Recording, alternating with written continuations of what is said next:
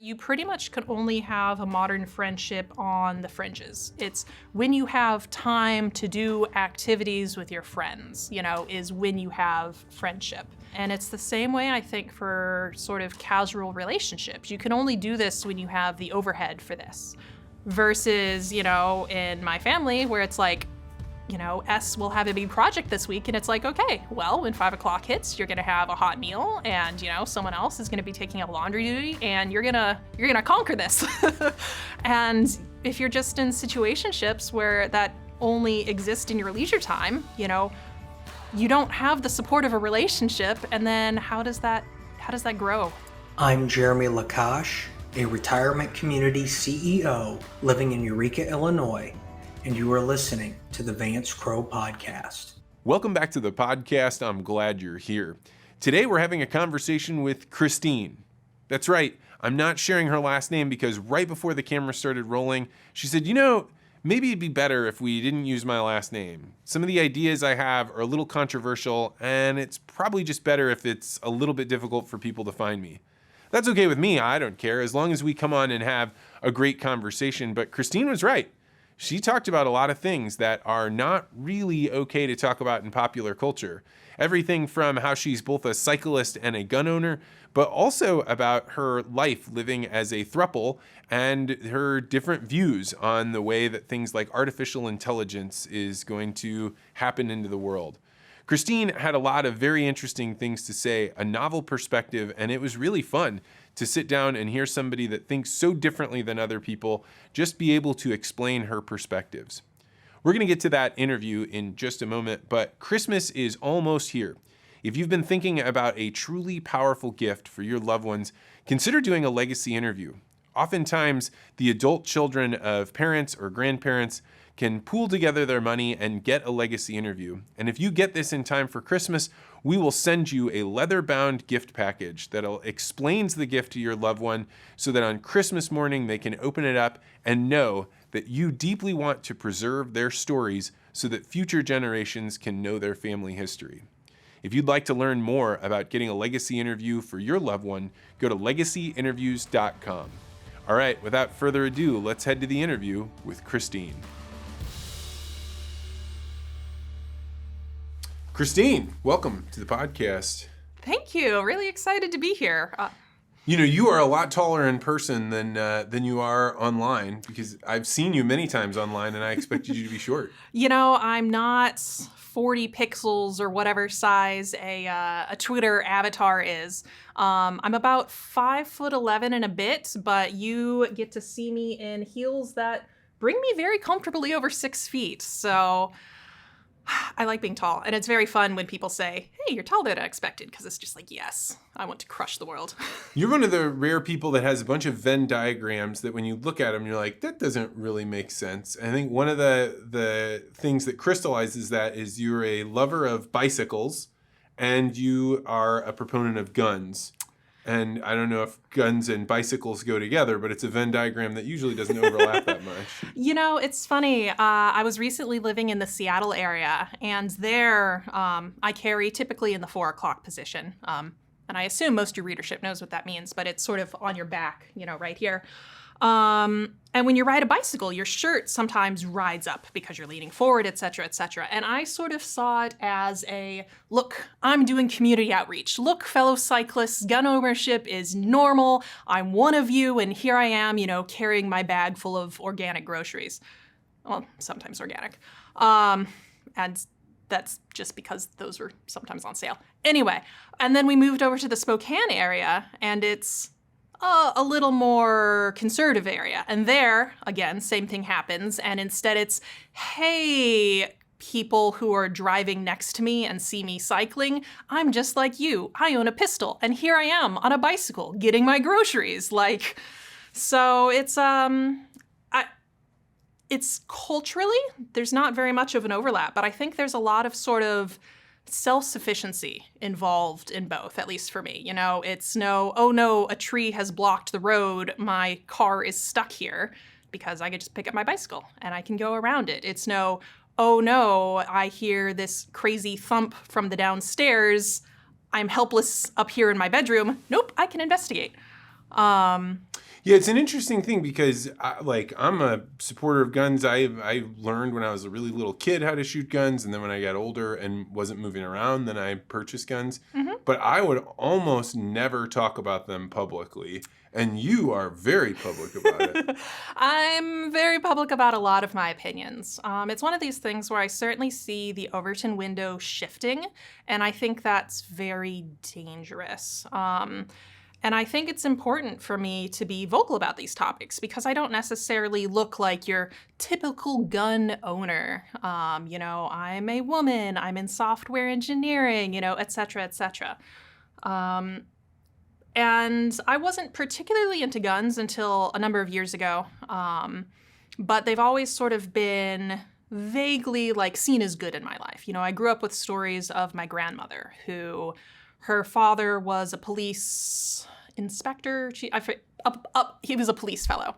And there was a man who was harassing, I say euphemistically, women in her neighborhood. And he calls her up one day. And because one of the things he was doing was including harassing them by phone. And she goes, you know what? How about you stop by tonight, 6 o'clock or whatever, And her plan was, okay, my dad will be here. He'll find this guy. He'll arrest him. Done. And he goes, no, I'm going to head over now. So he arrives and she tells him to go away. He doesn't. She shoots him. These are the stories I grew up with of women who were not victims. And I've had my own experiences of one time was going to a rest stop late at night and I see this guy making sort of weird eyes at me as he leaves the rest stop. And I go in there and I, spend a bit of extra time and I leave and he's waiting for me outside. Starts walking towards me, and then so does my father, who was on this trip with me, and the guy sees my 6'2", 4", I don't know how tall my dad is, dad walking towards me, and he just turns around and leaves. I don't know what would have happened if my father wasn't there, and I love my dad. I can't carry him around every second of every day. So yeah, it's something that's near and dear to my heart, and I do things like I tried to fight against gun control propositions in Washington state when I was living there. There's actually an amendment on a bad bill that passed that I made ever so slightly less bad because of my advocacy. But at the end of the day, I gave up. One person can't go against the will of Seattle. And my family actually relocated to Tennessee recently. One of the reasons being we're tired of the cold, we're tired of the smoke season. But it also just is a little more in line with our values. Yeah, what do you mean by that? What's the difference between the values of Seattle and the values of Tennessee? They're communists. And I say this having friends who are communists, and I think they're sweet people, but just ultimately misinformed. It's one of these things where every time communism is tried, there's mountains of skulls, and I'm not convinced that next time it's tried, it's not going to be the same. But there's also just, it's... They are literally communists? They say they believe the state should control everything and dole it out? Yes, absolutely, absolutely. And yeah, there's no, you can have dinner parties where you discuss these topics, but nobody's going to be changing anyone's minds. You can sort of help the other side, if you want to call it that, see, oh, look, there's not monsters on the other side. They're people too. They just think that my way of implementing, we might want the same things, we just have different ideas on how to implement it. Both me and Emily, we both want human prosperity, and we just have different opinions on how to get there. So in Tennessee, there's a lot less we want the government to tell us how to run our lives. And there's, especially in the neighborhood we moved into, there's a lot more community that we didn't see in Seattle. The other week, 3 little girls from across the street popped over and were like, hey, do you have any kids for us to play with? No, we don't. Oh, can we get a tour of your house? Okay. So, they come in our house, we give them a tour of the downstairs, bring them down to the basement because that's also our garage. So they get to sit in our Tesla and we're like, oh man, going crazy for that. And we didn't get that in Washington, So it's a place where community definitely still feels like a thing. You talk about anywhere people and somewhere people, and it feels like a place to be somewhere. It's so. So just earlier this week, I was learning about anarchism.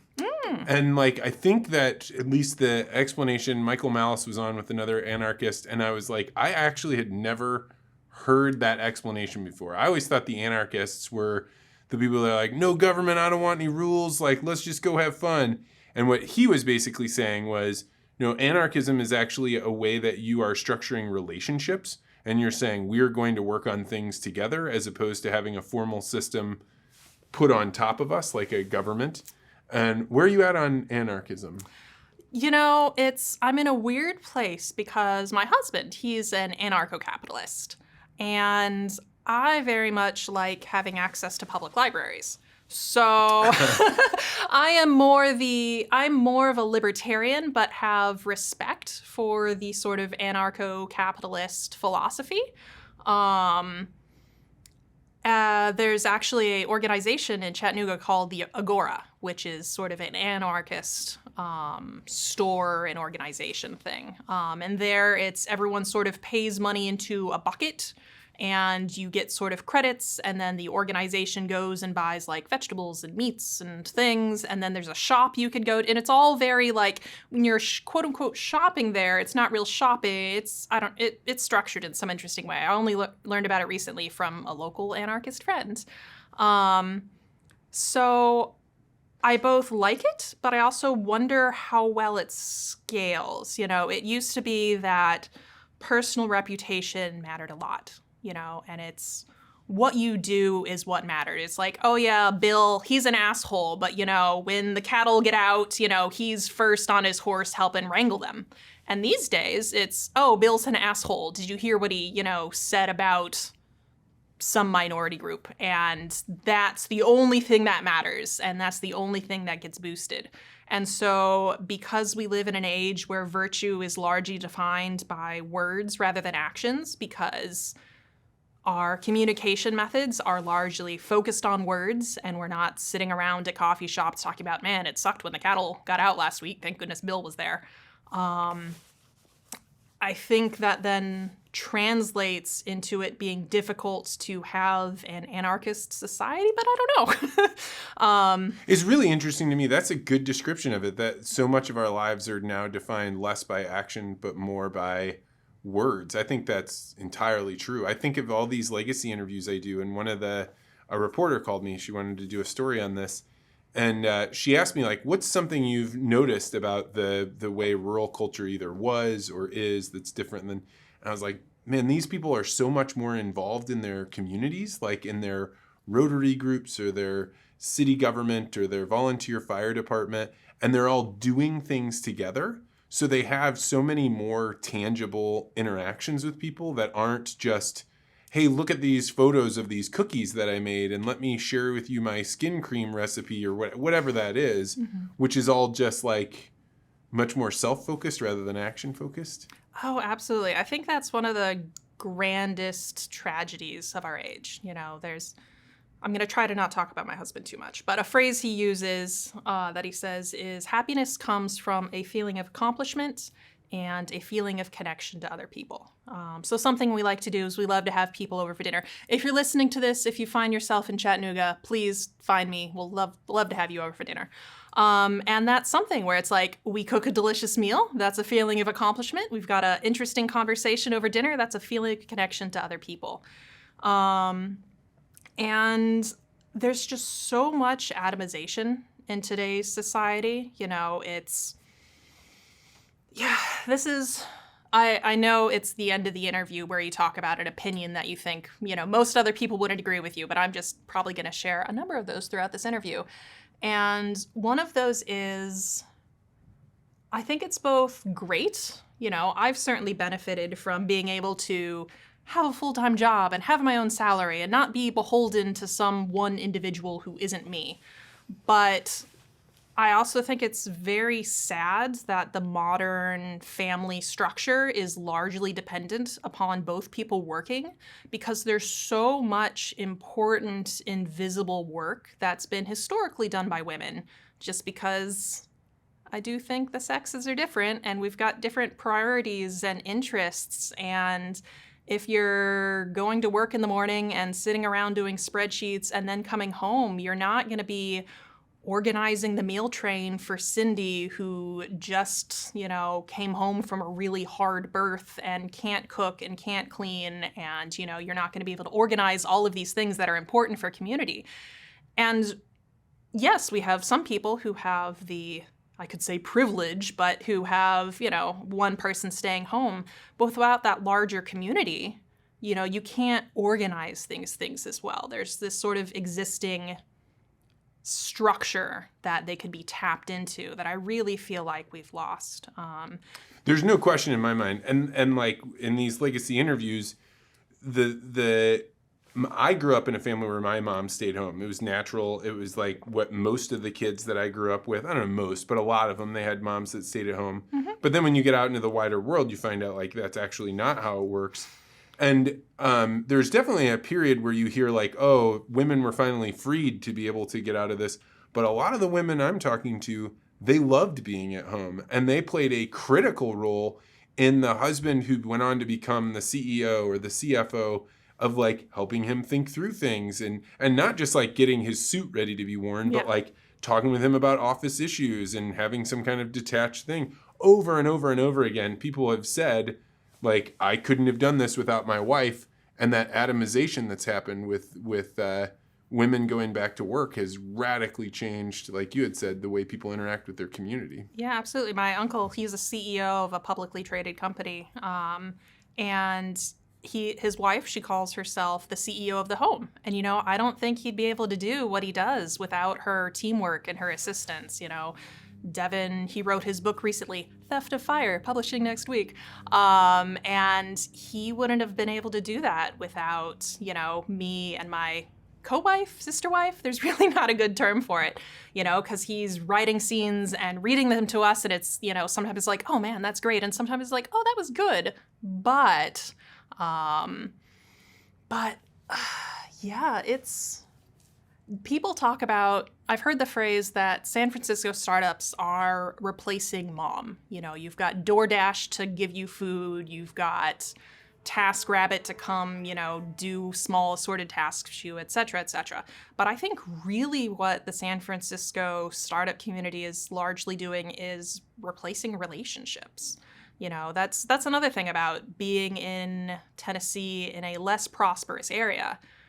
People... you have to rely on each other. If you need to get to the airport and it's 2 hours away and you don't want to pay for parking for a week as you go off to, go to your grandmother's funeral and dealing with her estate, it costs a lot of money to go on Uber and get a 2-hour car ride. So, you have friends, you've got neighbors, you've got community. And I think that it's interesting that there's a very intangible element that is unavailable to the people who are not richest, but mid-rich in our society. I think that the richest have a sort of additional latitude. Anyway,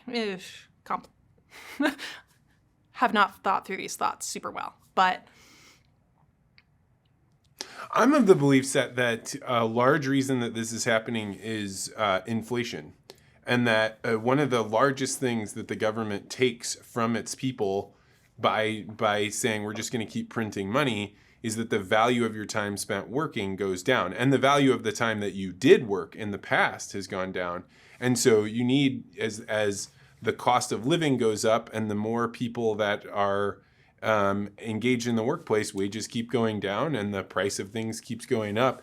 And that a huge part of why we are a nuclear family is which is really funny. We talk about the concept of atomization and nuclear family. Mm-hmm. One of my good friends is Chinese, and he was like, the idea that you even have a concept called the nuclear family, where you're talking about mom, dad, and children, is so foreign to the Chinese that like the concept of being a nuclear family, something that small, is like an insult. It's not a good thing. Oh yeah, I went over there to Wuhan actually back in 2016. A friend, her family was from there, and it was so interesting to see just sort of like how the culture is different. How it's like, oh well, obviously grandma and grandpa are going to be raising the kid, or like went on a weekend trip with her aunt and her aunt's coworkers, one of whom had a baby, and it's just sort of like, oh yeah, pass the baby around, so different people hold it and watch after it. Here I've got friends who their child is like 2 years old. It's, an acquaintance from Chicago way back in the day. I guess the kid's like 6 now. Anyway, but the child had never been in the care of anyone but the mother for years of its life because she just barely didn't trust other people to hold her child, which that sounds very exhausting. I don't see how anyone could do that. I think there's almost like when I started having kids, I started to realize like kids play such an important functional role in bonding the community together. I take my daughter, my 3-year-old, to the grocery store. Mm-hmm. And whereas before I would just be completely silent in the grocery store, I'd be listening to something and getting done when I needed to. But when you have a child, that child is interacting with people and making them smile and getting them to engage with her. And like kids are what bind a community together through just the innocence and the way that they interact. Oh yeah, I totally see it, and that's one of the things. I remember the first time I went to Ireland, I was shocked because, oh my gosh, we're at this like rural pub and there's like kids running around and there's alcohol here. Like, what is this? And it's like, now it's like, oh yeah, this makes total sense. Like, why should parents have to like sit home alone just because they happen to have a 5-year-old? Like, I never thought about that. The fact that the 21-year-old rule for bars would really change how people interact with their kids and stuff if they bring them along. I never thought about that. Yeah, and now, it's just sort of it drives me absolutely insane to go places where people are bringing dogs to because I don't like seeing them in public. Like, they're gross. This is a grocery store. Why is this dog here? Or this is a restaurant. Yes, it's a patio, but it still has hair and anyway. But that's becoming increasingly approved of, while the sort of public tolerance for children is going down. It's like, oh, you have a child, why are you daring to eat in a restaurant? Or, oh, well, you must go spend $200 or whatever dollars on childcare so that you may attend my wedding. And it's like, isn't this about, binding people's families together? Like, it's such a strange culture. But yeah, something you said's been playing in the back of my mind, the idea of inflation reducing the value of past work. That's so interesting. I hadn't seen it phrased that way, how it's almost like theft from one's past self. 100%, right? And it's like, because you worked at a certain wage, right? And you put that time in, you exchange either that time or that capital good.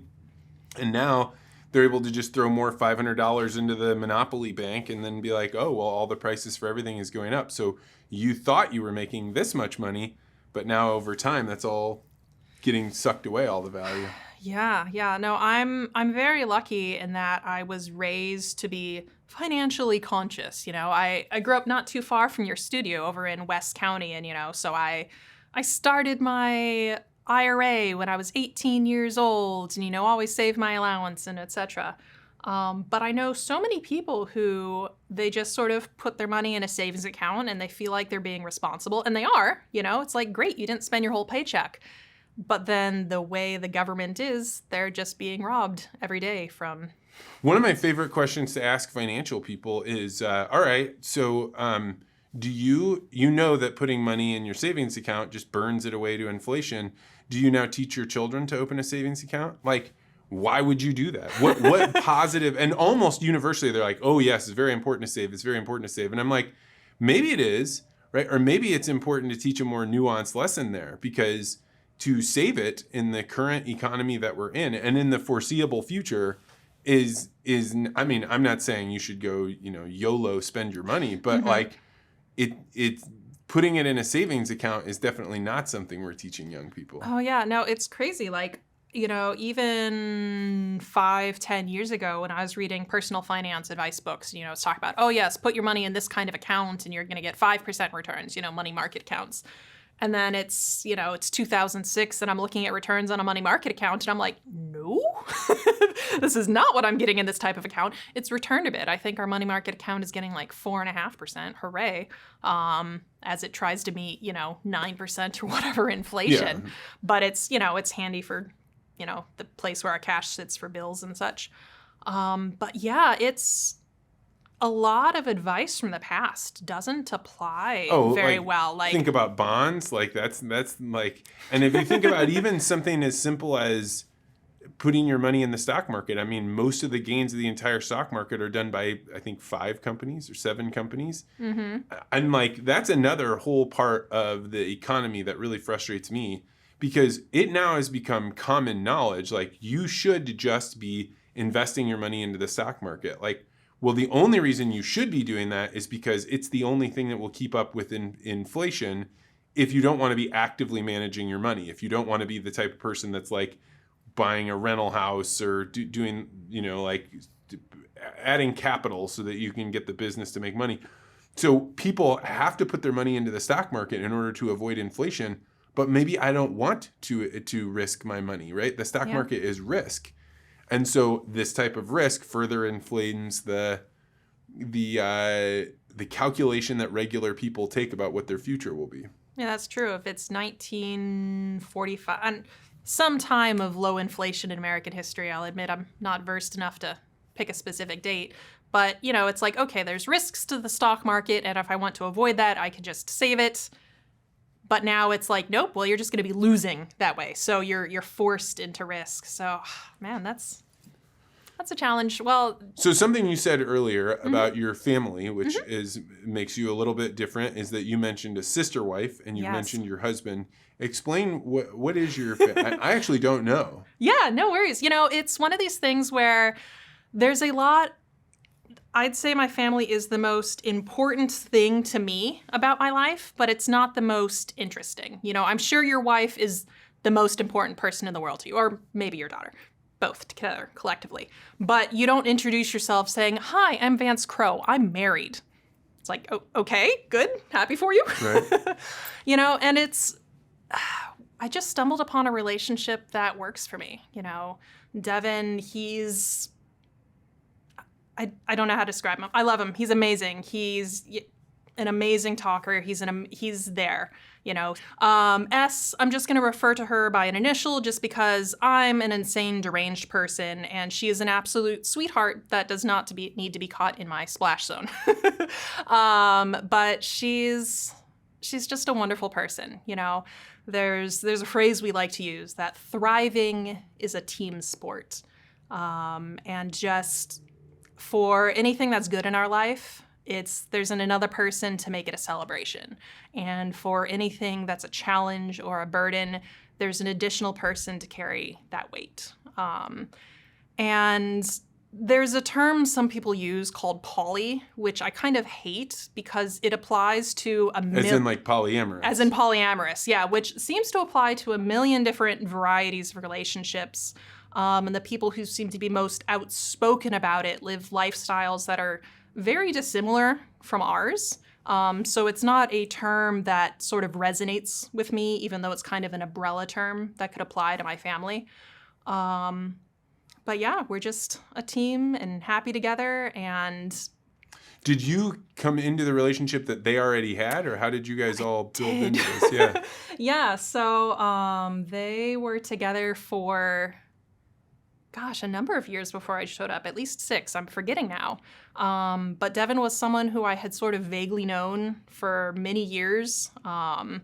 He used to do some writing online that I followed, and I had started talking to him one day looking for some life advice. And then I went out to meet him, and then I moved in. And then it's been great. Do you remember what the life advice you were looking for was? Just was unhappy with some things in my life and just had seen how he had good perspective on things and was helpful and just needed someone to talk to. And turns out I needed more than someone to talk to. So, yeah, it's... So when you use this phrase, sister wife, that's something that's like, I know what each word means, but together, what do they mean? It means that, so I stole that from the old school Mormons. Modern day, they don't do that. And it's actually kind of funny because my last employer largely was populated by LDS because it was headquartered in Utah. And I was the person in the company with a sister wife, so I always found that very funny.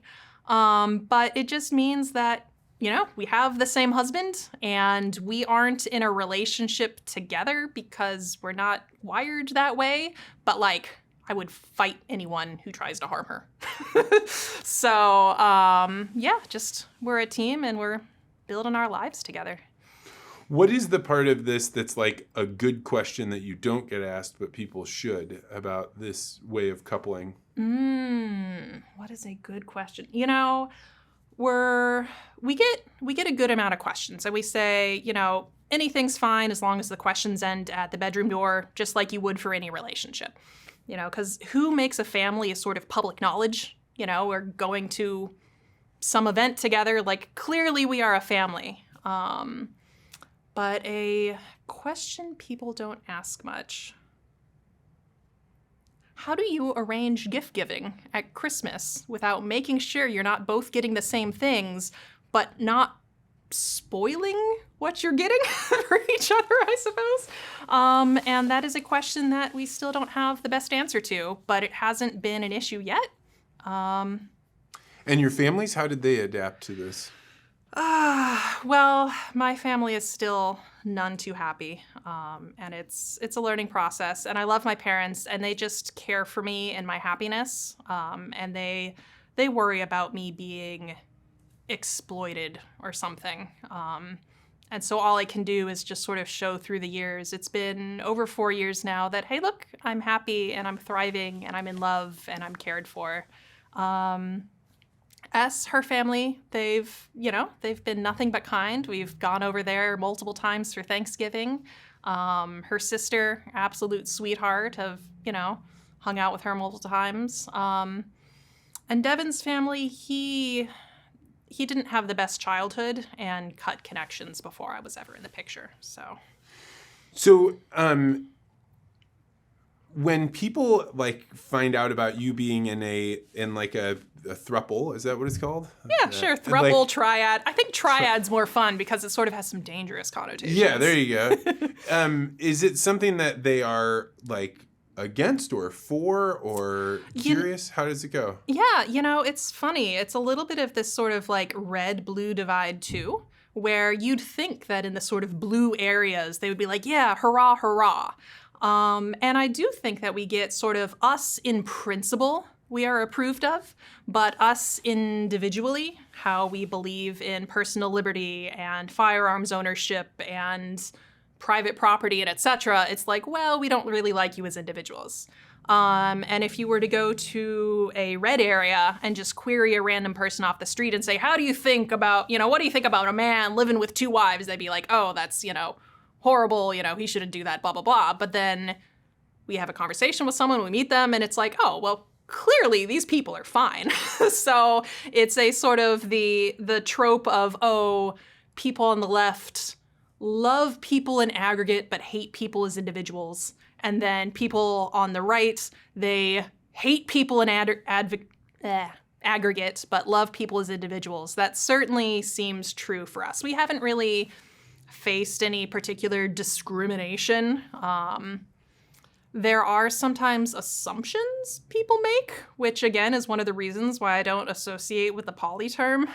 It's actually so awkward. We went to this one book event a number of years ago, and there was someone I wanted to talk to because he'd had a decent Kickstarter, and I wanted to ask him questions about it, blah, blah, blah, how does this work? And we actually knew each other on Twitter. We ran in the same circles. And so I'm trying to talk to him, and each time we start a conversation, he's very rapidly in conversation just sort of vanishes. And, it's a convention, there's random brownie in motion. I think nothing of it. I find out months later that he thought that because I'm in this non-traditional family structure, that I'm in some sort of open relationship and I'm trying to add him as a notch to my bedpost, which is just what? What? I mean, I guess I'm glad he could feel flattered in that way for some reason, but buddy, I just wanted Kickstarter advice, which fortunately exists elsewhere, so. So society at some point, at least Western society, pushed polygamy out of the culture. Mormons famously, were definitely people didn't like this, and the only way you can become a part of regular culture is to get rid of this aspect. Mm-hmm. Why do you think that culture pushed it out? Well, I'll admit, so I do not want to, as much as I love my family and I say, hey, this works great for us, I also do not tell anyone else how to live their lives or what they should do, etc. And I do admit that if this was more commonly accepted and or not accepted, more commonly practiced, I think it could be destabilizing to society. It's young single men with no prospects of relationships are how your society destabilizes. Yeah. Either from the sort of Middle Eastern, these men have no access to women and they're all just sort of rowdy and now they're going to find purpose in other ways and blow themselves up. Or in a Western society, these young men who call themselves incels and see no prospects for marriage and happiness are just going to check out of society and play video games so they can actually feel a sense of accomplishment in something, and then aren't going to be out there digging trenches and building companies and keeping our electricity on. I think we already have that problem in America. And I think that if having multiple wives was more commonly practiced, then we would have that even more so. Yeah, I think so. I remember in graduate school learning about a thing called the bare branches hypothesis, which is really that it only is a few generations after polygamy is in an area where you have so many unmarried males that they destabilize. They get into banditry, they get into fighting and all the things that you were describing. And marriage being spread out among them is probably much better. Yeah. You mentioned this term incels. Where do you see this in culture? Well, I see it primarily online, which I inhabit probably far too much. But I see it both from, a little... My Twitter sphere is interesting in that it sort of touches a lot of different communities, the quote-unquote post-rationalist, the gun community, a little bit of just delightfully deranged people, just all sorts. And I think there was a little bit of this sort of incel world sort of off on their own for a while, self-identifying as this, and then eventually sort of got attention, and then now it's in common parlance. But where I see this is, it used to be that for young men, if you worked hard and dedicated yourself to something, society was set up in such a way that you could sort of default to win. It's not guaranteed, you're not guaranteed happiness, you're not guaranteed anything in life, but there was sort of the well-trod path of, I'm going to be a mechanic like my dad, and I'm going to have my wife and our children, and we're going to get by, and we're going to be happy enough, But now a lot of young men aren't seeing this, and aren't experiencing it. And we've gone from both for men and women, relationships not being seen as something that anyone deserves. It's how dare you think you deserve anything? We just want you to work and do things, and how dare you want anything in return? And so young men in particular are seeing this and are saying well, if people are saying I'm not due anything in return, all I have is obligations, I'm not being told there's any rewards, why should I fulfill these obligations? And combined with sort of the way that it's got to be very hard to date nowadays. It's not a problem that I have had to face, really, but it's got to be a challenge. Something like 60% of men under the age of 25 can go an entire year without being touched by another person. Oh. I think about those kinds of things. At first, when you hear this concept of incels, it's a little bit of a joke, it's a very funny sounding word. Yeah, but then you start thinking about what would that life be like, right? It would be like walking around in a bubble that you don't get touched, you don't get interacted with, and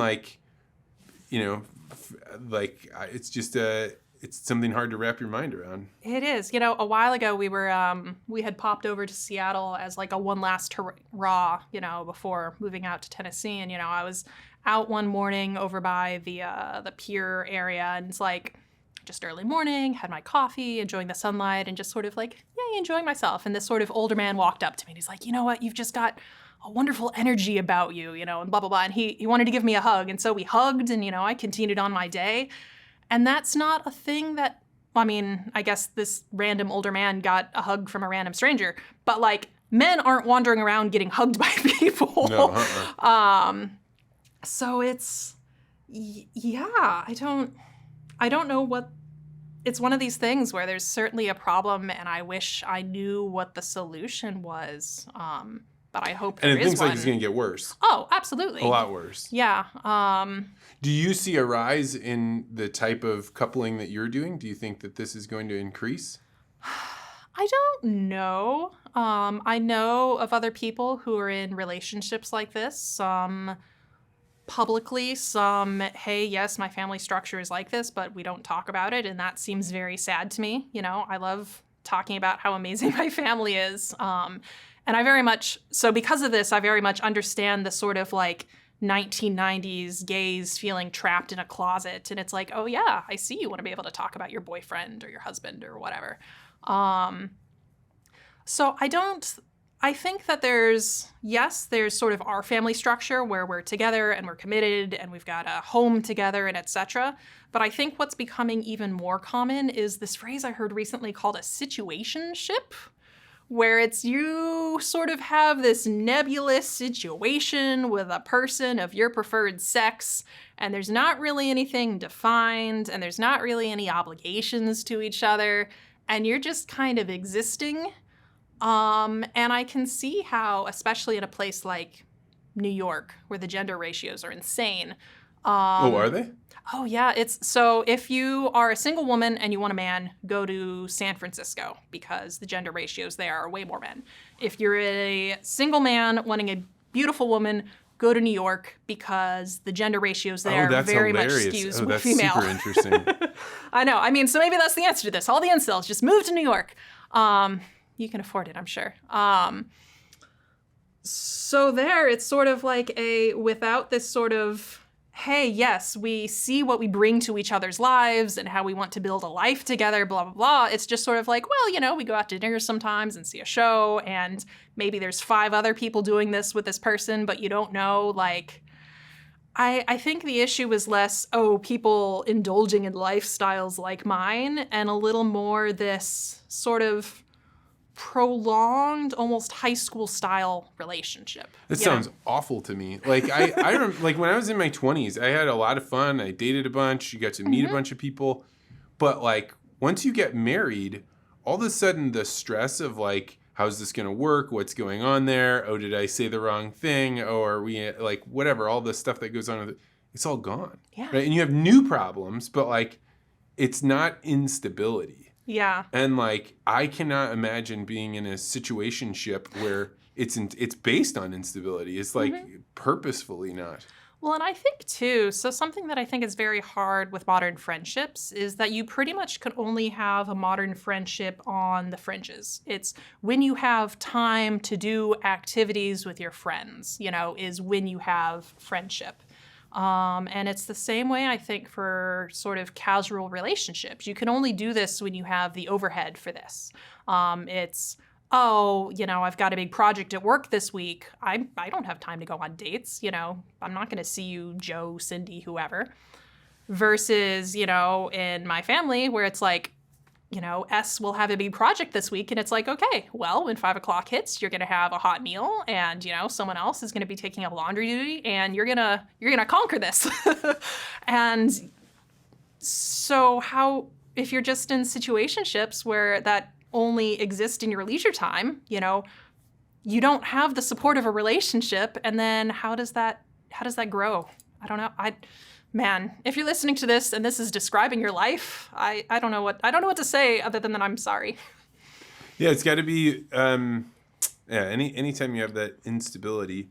Well, you've talked about your husband a couple of times. He just finished a book and is about to publish. Yes, it's actually, we're recording this exactly 1 week from publication day. And I'm absolutely deranged about this on Twitter. Like, every other tweet is Theft of Fire by Devin Erickson, publishing 11/11, available for Kindle pre-order now and more formats soon.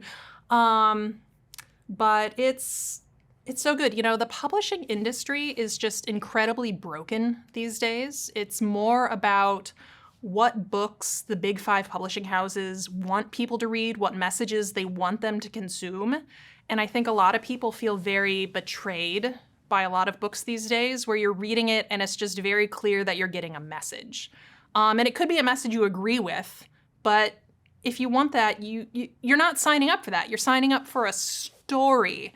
And if you disagree with it, you're sitting there listening to someone make arguments at you that you can't respond to. So it's like, why are you being subjected to this? So I don't know. I'm super excited about Theft of Fire. Like, obviously it's informed by his anarcho-capitalist beliefs and that it's a frontier society in space and there's no set government, but it's not, hey, let me write a 500-page treatise on how a spacefaring society would work without government. It's about people and people wanting conflicting things and how those desires play off each other and how a strange alien artifact on the edge of the solar system may change humanity forever. I don't know. I'm terrible at the elevator pitch. I'm not the writer. But I've been basically the publicist for this. You know, if you were to ask him, what is your marketing plan? He says, my marketing plan is Christine, which is a heavy burden to carry. But I'm honestly very proud of how I've sort of risen to this occasion. You know, I'm decently clever. I can learn things, and I've learned a lot in this. And I'm very happy that I'm able to connect people with just a absolutely phenomenally written story that I know they're going to love. You know, Robert Bob Martin, I don't know if you're going to listen to this, but if you do, you know, I'm super glad you love Devin's story. You know, he's the author of Clean Code, which is just insane to me that guy's read this book. But yeah, Theft of Fire, publishing next week. What do you wish you knew about publishing that you didn't know a few months ago? You know, just tons of little things.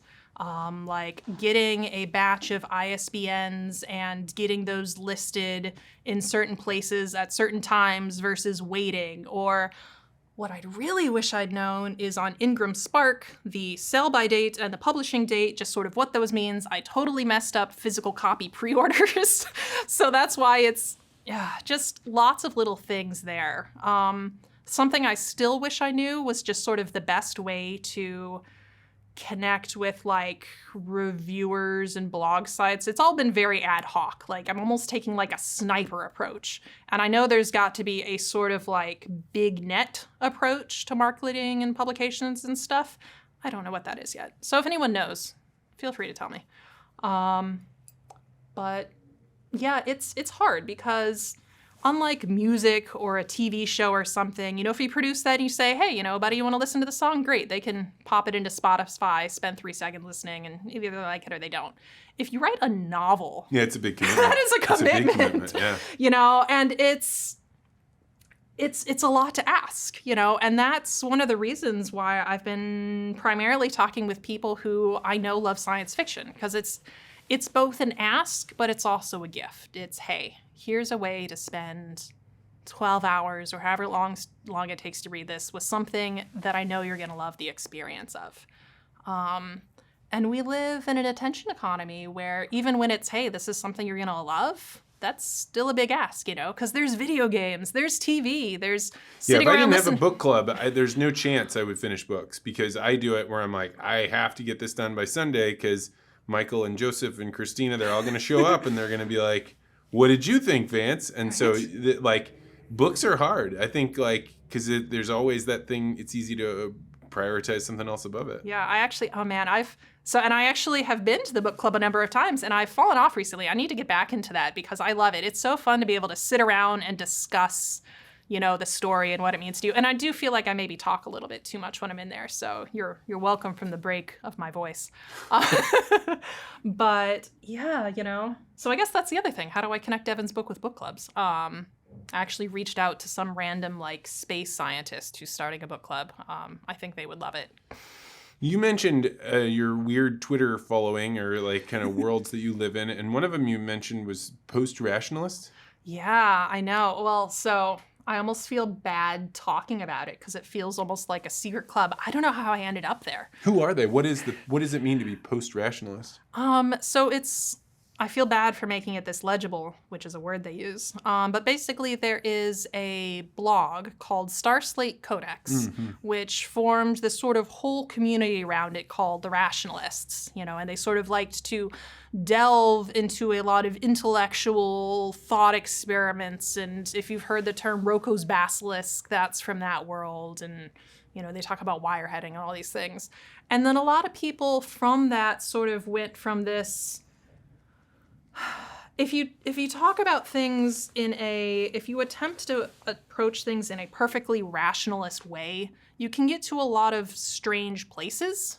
You've had Ayala on your show, and she is very much from that world, and she has some very fiery opinions, certainly fierier than mine, that come from very much a place of trying to dissect the human psyche and say, okay, we don't like eating dead people, but why? They're a source of protein.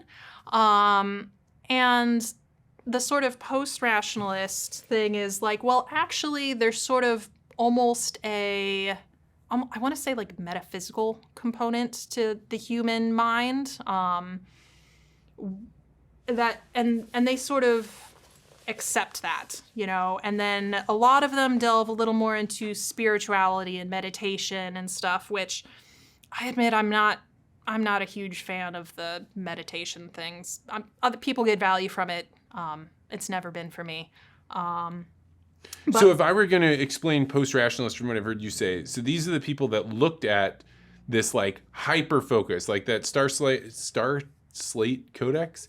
He will go in and write many thousands of words about something, not a small topic, but on a topic, and just really parse every single aspect of it, being pretty aspy, right? Very, very much I'm going to deep dive it. And the post-rationalists are saying, wait, we've missed some je ne sais quoi, yes. Some kind of essence that's difficult to describe that we need to add into all of this. Yes, exactly, yeah. I love the author Terry Pratchett, and there's this line in one of his books where Death is talking about, grind humanity down and put it through the finest sieve and show me, one atom of justice, one molecule of mercy.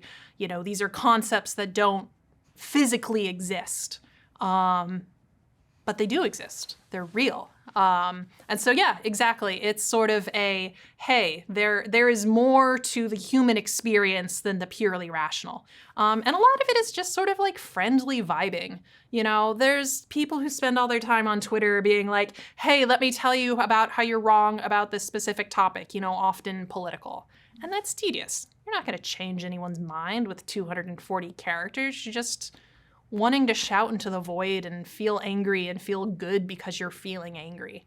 But this is just a little corner of Twitter where people are just sort of living their lives and having fun and, talking about things, but in a different way. And I don't know how to explain it, but I feel so lucky to sort of exist on the fringes of this community. I want to say I'm not most people, they'll say am I in this? I don't know. A lot of people, I don't know. But it's lovely people in a lovely little corner of Twitter that are just sort of vibing together. And it's addictively fun. So I don't actually have a great segue for this, but I am curious to see what you think. Okay. I have been thinking a lot, I've talked about it before on the podcast, about how many mind-controlling drugs there are in the world. So everything from SSRIs to, I would even suggest, birth control. Where are you at on this subject? You know what? It's a pity my purse is in the other room because I have in there something that my family doesn't think I should gift to you, but I want to. So I'm going to see how you feel about this. It is a tin of cod liver. Okay. And I think this is a mind control device. It is super high in vitamin D. It is super high in iodine. And like when I eat it during the long winters, it's like I tangibly feel different the next day. I'm like, wow, I feel better. So I think the number of mind control devices that are out there are, absolutely vast. It's interesting that you bring up birth control because I know a lot of people who are starting to say, actually, this does like have effects on mood and stuff and are sort of like shying away from that. Like not in I feel like traditionally a lot of these sort of people being against birth control was more from this is bad for propriety. And now there's a little bit more of well, actually the way the human body evolved is supposed to have these cycles and blah, blah, blah. To low grade tell a woman her body is pregnant all the time. I mean, it literally changes what you can smell. Really? And like, oh yeah. I didn't know that one. There's this stuff that's like one of the ways that you can tell attraction is that women can smell men. And like they're like, after they work out at the gym, they're like, I like this smell, or I'm totally repulsed by this smell. And they're finding out people that were on birth control maybe liked one that when they're off birth control, they're like, I hate it, right? I don't like it. Yeah. And so there's definitely signaling going on there. And it's one of those things that we're like, I mean, when I went out on Twitter and asked this question, that's why I'm asking you in this nice safe place, people went berserk on me. Like, oh, I believe it. Like, how dare you want women to be pregnant and barefoot in the kitchen, man? Yeah, right? You monster. Yeah, no, you know what? I've never personally delved into the more like explicitly mind-altering things. I've never used. I use caffeine very regularly. And then every quarter or so I'll drink.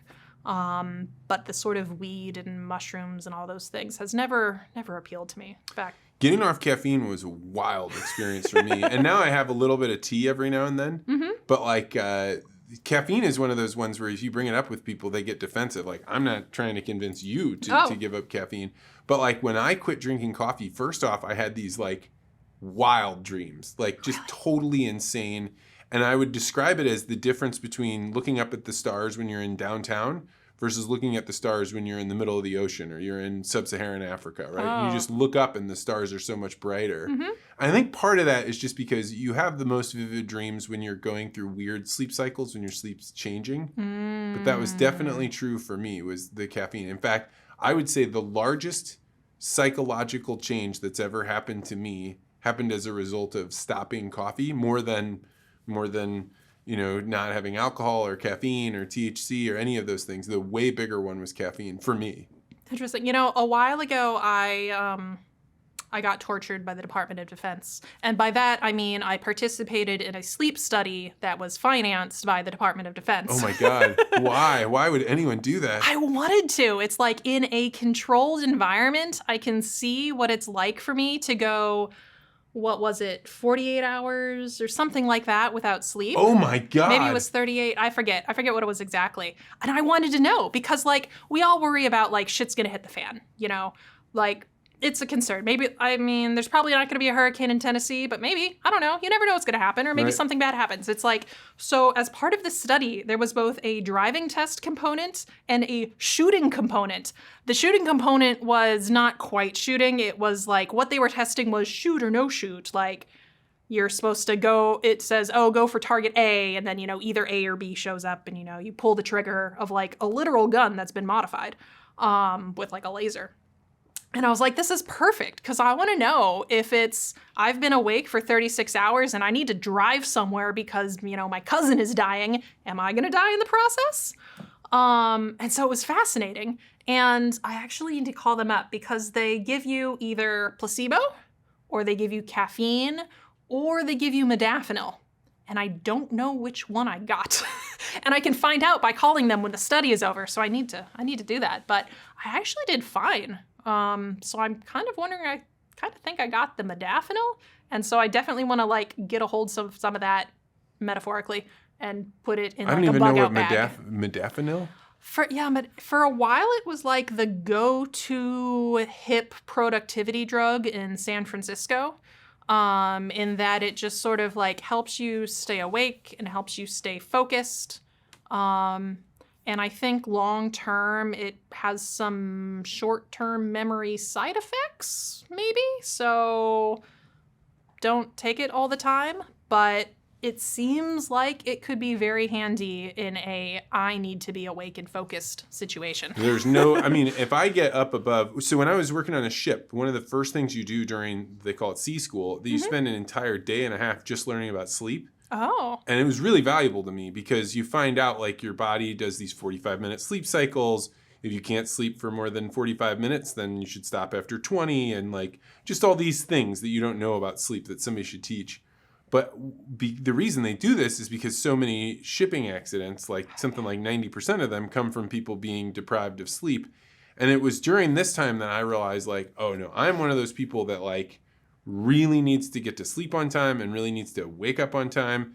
But like to go more, when I get above, let's say, 17 hours of being awake, like my body starts shutting down. I'm like not able to make good decisions. Yeah, no, I mean, well, and it's great you recognize that about yourself, so you're not one of these people who, like all humans, can't make great decisions at 17 hours of sleep, but then you think, oh, I'm fine, I'm going to go, drive across country and then, die. Yeah. But yeah, for your original question of like what sort of mind-altering things are out there, I think there's tons. And, I feel like what you were trying to get to is, does social media count? I don't know if that's where you're going. No, but it's an interesting thing. I think it is. I think it is too. I think it's a synthetic dopamine. Mm-hmm. Because you're sitting there. I mean, that's what it's designed for. You're sitting there, you get the little heart icon, and it's like, hooray, someone liked my post. And then you're away from your phone and you're like, I wonder if I have any reactions on the things I posted. And then you're sitting there wanting to go check. And it's very interesting. I almost wonder if someday, just as now, we can look on the past and say, man, remember when they put like arsenic in their food to make it more green or whatever they were doing? Yeah, a lot more Coke in the Coca-Cola. Yeah, and this is not a new idea at all. Tristan Harris has been harping on this forever, right? About how we sort of, hopefully someday we'll have a more intentional look at the sort of attention economy that exists, and not sort of allow third parties to hijack our brains in these ways. I don't think we're there yet in the sort of like this, like I think a lot of people will agree this is an issue, but I don't think we're yet to the CFCs are in the ozone, what can we do to, stop this stage? Do you think there will be like a lobby group the same way there was for smoking and climate change? I mean, it seems like those things are driven by leftist ideologies that want to control you. So, presumably you could come up with a creative way to control. Yeah, I mean, though so many of these things, like you say, they are sort of these lobby groups that, have their own solutions for things that aren't necessarily pro Vance Crowe the individual. And so I don't know. I'm sure there will be lobby groups, and I'm not convinced that those lobby groups will actually have my individual interests at heart versus, No, it certainly won't. And where are you at on AI? Oh, you know what? I'm both excited and worried, Have you used it much? A little bit. So even though I'm a software engineer, I am terrible at front-end development. I just can't make things look good. So we outsourced Devin's website, and it looks pretty. The code is terrible. It's absolute rubbish. And I'm not going to name who did it, but don't hire him. And so S and I have been going through and cleaning this up. But I've been a little more of such and such needs to be fixed. And then she is using ChatGPT to help her understand this code base because it's written in React. I've never used React before, so I hardly know what's going on there. And it's like, it's amazing because we've sort of developed this almost like project manager, like team lead, individual contributor role for this. Because a lot of the stuff I'm doing is just sort of the publicity. And that's not something I can outsource very well. And so I'm able to say like, hey, on our media tab, we need X and Y. And she's able to go in there, figure it out. I mean, it helps that she's smart. And then just sort of use Chat GPT to figure things out. And then when she has a problem that she can't figure out, she can come to me, and then I can either look at it and fix it, or I can look at it and say, I know bugger all about React. I don't know what's going on, so I'm going to use Chat GPT to ask my question and see the 4 different results and identify, okay, well, this one will break everything just because I know that, and then this one will actually work, and then, then fix the problem. So I have so many thoughts on AI. I am staggered with somebody told me that you could upload a photograph and then have it start doing like parsing off of it. So you could have like a photo of a person or the photograph of an object, and then you can say, now I want you to put this object in this other place. And it is so realistic that you're like, that is not the person that's in the photograph that I put in there. But this is a totally non-existing person that looks like a real person. We are at an interesting stage where, once upon a time, humanity had knights. And that was the best fighting unit. This man on this horse with armor and a sword. Like, how do you beat that? You can't. But to have a knight, you need this whole infrastructure. You need a guy hammering out his armor. You need people feeding his horse. You need this whole thing. So yes, knights are dangerous, but also they're hard to access. They're sort of, they're ruled over by the king. And then we got guns. And use of force was democratized. And now if you want to rule over the people, you don't just need to keep the one guy on a horse happy, you need to keep all the people happy. And so now I'm seeing a little bit of a similar thing with AI. We've had Photoshop for a long time. You can find some very funny images online of people doing funny things with Photoshop. And to do that, you need skills, and you need time, and you need software that costs $0. But now, anyone can pop over to various AI tools that exist and put a picture of Joe Biden eating an upside down hamburger and say, look at the silly way Joe Biden eats hamburgers, Sleepy Joe, what are you doing? Or worse, obviously picking a very simple example. And the next election is going to be insane. If you pop on Facebook, it's interesting to see there's a lot of people who are making AI art and then sort of either intentionally or unintentionally passing it off as real. There was this one person who was making art sort of very sweet of just sort of old ladies being badass in various ways. Like, oh, hey, look, here's this, very wrinkly woman and this 9-foot tall crocheted cat she made, clearly fake. And if you know what signs to look for, it's like, okay, clearly this is AI art. This is not a photo of someone's grandmother. And then you look at the comments and it's all these people saying how amazing it is and good for her and it's so sweet of her and they wish they could, blah, blah, blah. And it's on the one hand, it's like, oh, this is, people are being inspired and they're showing pictures of the little, 6-foot tall cat they crocheted. But on the other hand, it's just very sad to see people fooled by something that's not real. Well, I am fully on board with the I will be fooled by this. And I think the way that it can happen is imagine you're running a 1-minute clip of a presidential candidate talking about their platform, and then you use AI for 5 seconds of it, and you categorically change the nature of what they were saying by just this small clip that would be really difficult to discern. You've just been watching it. It looks...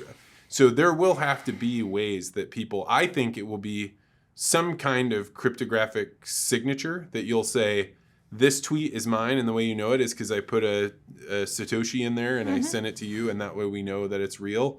Because without it, everything's just too easy. Yeah, I feel like, 50 years from now, we're going to look back on this period of until, say, about 6 months ago, starting from about the 80s, 70s or so, whereas this interesting information time where we slowly got access to all of the world's information, or at least a good portion of it,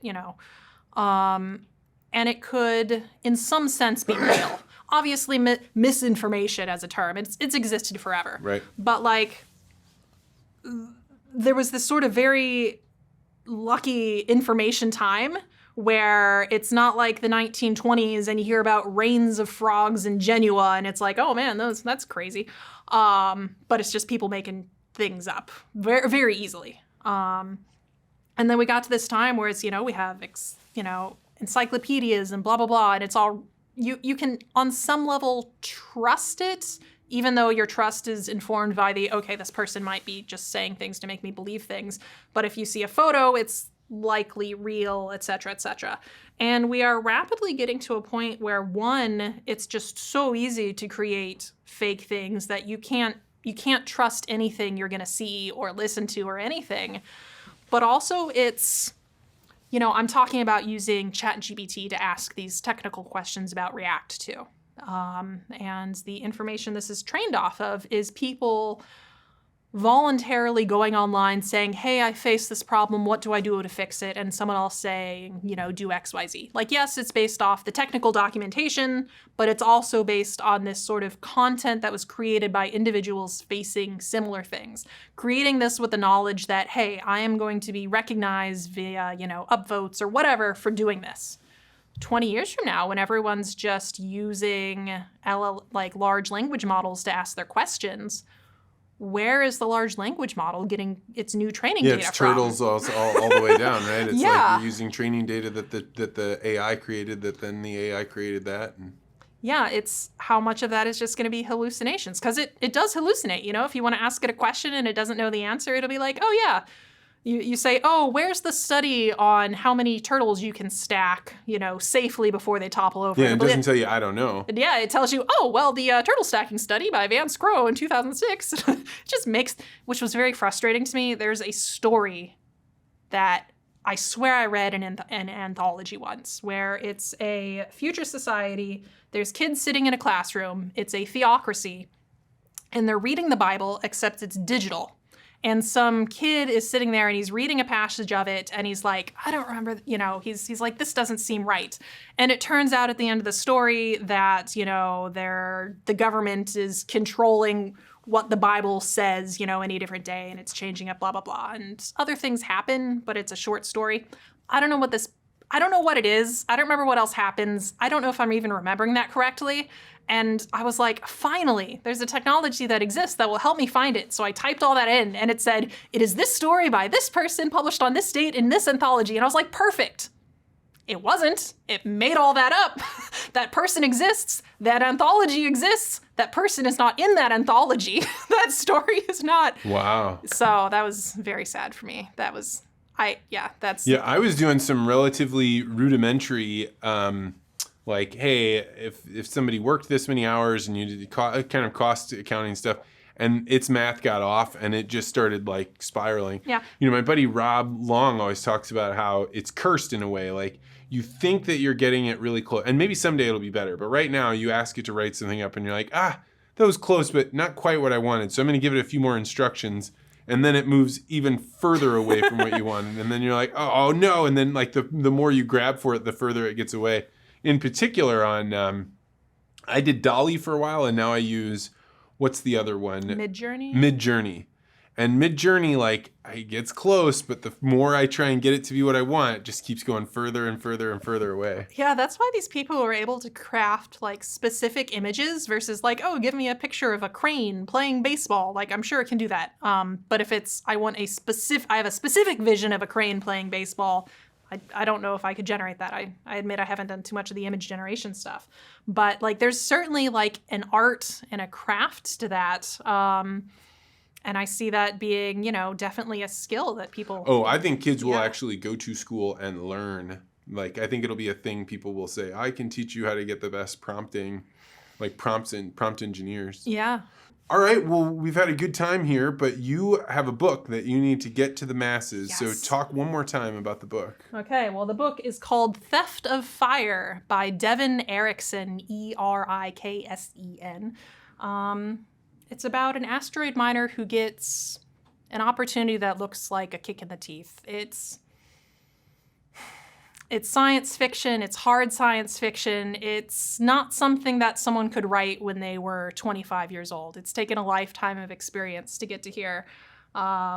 It has an AI character that is just so delightful and so timely. You know, it seems like so much AI is either the Terminator, you know, destroy humanity, or it's Pinocchio, I want to be a real boy.